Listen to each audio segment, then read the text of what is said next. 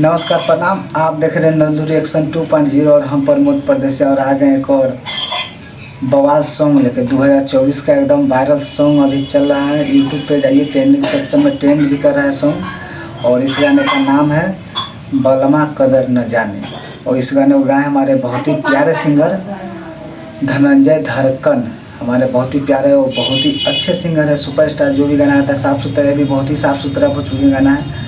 और इस गाने को लेके हमारे बहुत ही प्यारे राइटर मिठू मिसाइल जी, और ये गाना आया है उनके अपने यूट्यूब चैनल धनंजय धड़कन इंटरटेनमेंट से। और चलिए पहले भैया गाना सुनते हैं।